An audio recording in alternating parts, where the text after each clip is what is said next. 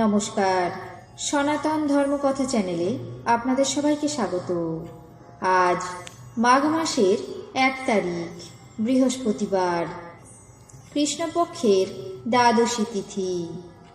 মহাভারতের আদি পর্বের 204তম অধ্যায়ে কৌরবদের গুপ্ত মন্ত্রণায় দ্রোণাচার্যের অভিমত পর্ব শুরু করব। নারায়ণং নমস্কৃত্য নরং চৈব নরোত্তমং দেবীং সরস্বতীং ব্যাসাং ততো জয়মুদীরয়েৎ।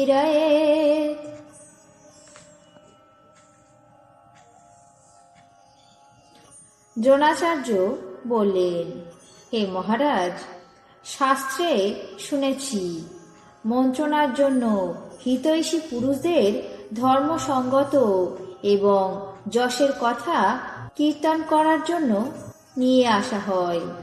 এই বিষয়ে মহাত্মা ভীষ্মের যা মত, আমারও সেই মত। কুন্তী পুত্রদের রাজ্য ভাগ প্রদান করাই উচিত হবে।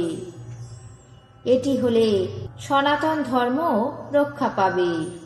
অতএব হে মহারাজ, পাণ্ডবদের জন্য প্রভূত রত্ন প্রদান করে কোনো এক সত্যবাদী ব্যক্তিকে অবিলম্বে দ্রুপদের ভবনে পাঠিয়ে দিন। সেই ব্যক্তি সেখানে গিয়ে দ্রুপদকে আপনার সঙ্গে সম্বন্ধ লাভের কথা জানিয়ে সৌভাগ্য বোধ করাবেন। আপনি এবং দুর্যোধন উভয়েই এই বিষয়ে অত্যন্ত আনন্দিত হয়েছেন। এটিও যেন দ্রুপদ এবং ধৃষ্টদ্যুম্নের কাছে উল্লেখ করে। তারপর কুন্তীপুত্র যুধিষ্ঠির সহ অন্যান্য ভাইদেরকে সান্ত্বনা দিয়ে স্বজন সম্বন্ধের বিষয়ে উচিত কর্তব্যের কথা স্মরণ করাবে। হে রাজা, আপনার আদেশ অনুসারে ওই পুরুষ সুবর্ণময় শুভ্র দ্রৌপদী এবং দ্রুপদ পুত্র তার সাথে কুন্তীর সহচরীদেরকে সমর্পণ করুক। দ্রুপদ এবং পাণ্ডবদেরকে এমন সান্ত্বনা দিয়ে শেষে পাণ্ডবদের আগমনের কথা উল্লেখ করুক। দ্রুপদ পাণ্ডবদেরকে প্রত্যাগমনের আদেশ দিলে তাদেরকে নিয়ে আসার জন্য দুঃশাসন, বিকর্ণ এরা সবাই সৈন্যমণ্ডলী নিয়ে দ্রুপদ রাজ্যে গমন করুক। পাণ্ডবেরা এসে তাদের নিজেদের রাজ্যে প্রতিষ্ঠিত হবেন। হে মহারাজ, মহামহিম ভীষ্ম এবং আমার এই মত। আপনি নিজের পুত্রদের পাণ্ডবদের প্রতি সৌভ্রাতৃত্ব বোধ গড়ে তুলুন।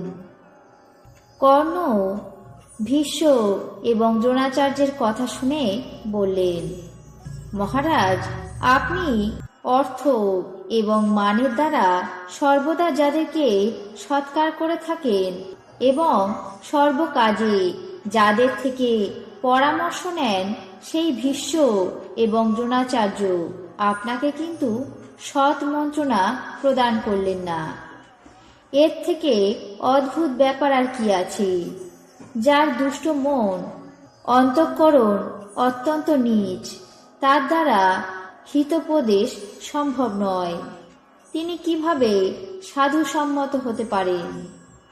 মঙ্গলের জন্য হোক বা অমঙ্গলের জন্য অর্থ খরচ করে মিত্র লাভ করা উচিত নয়। অর্থবান ব্যক্তি কৃতজ্ঞ হোক বা অকৃতজ্ঞ, বালক হোক বা বৃদ্ধই হোক, সহায় সম্পন্ন কিংবা অসহায়, সেই মিত্রের থেকে কোনো কিছু লাভ করা যায় না। শোনা যায়, পূর্বকালে রাজগৃহ নামে এক নগরে মাগধ রাজবংশীয় অম্বুবীজ এক রাজা ছিলেন।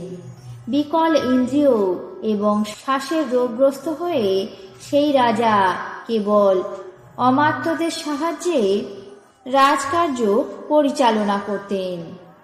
মহাকর্ণী নামে তার এক মন্ত্রী ছিল।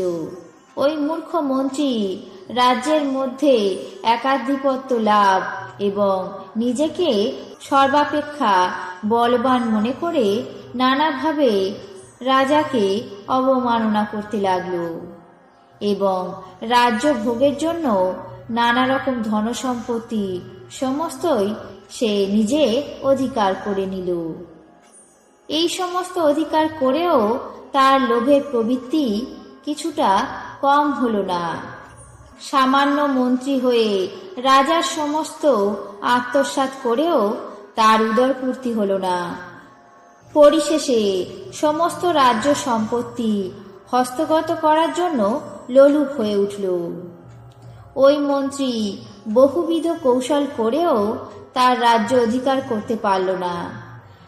এর মাধ্যমে বোঝা যায় যে তার সেই পুরুষাকার সত্তা কোনো কাজেই লাগল না।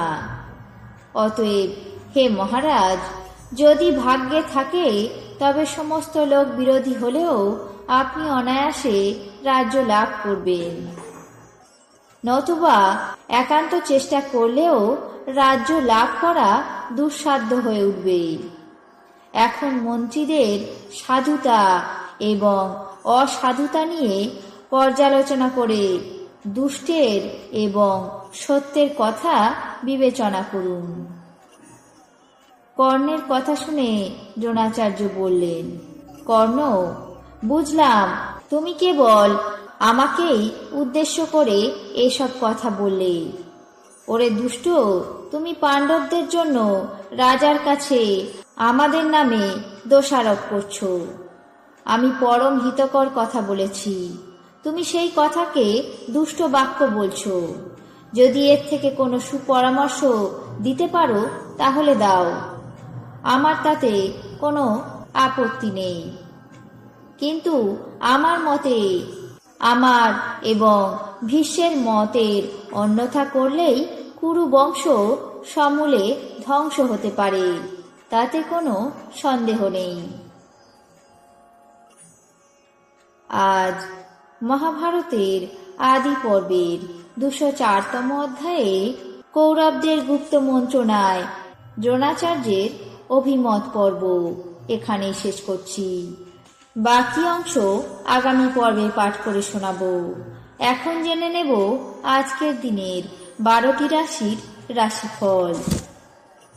মেষ, প্রীতি লাভ। বৃষ, বিদ্যা অনুরাগ। মিথুন, পারিবারিক সমস্যা। কর্কট, ভুল ভ্রান্তির সম্ভাবনা। সিংহ, মানসিক অস্থিরতা। কন্যা, সুযোগ হাতছাড়া।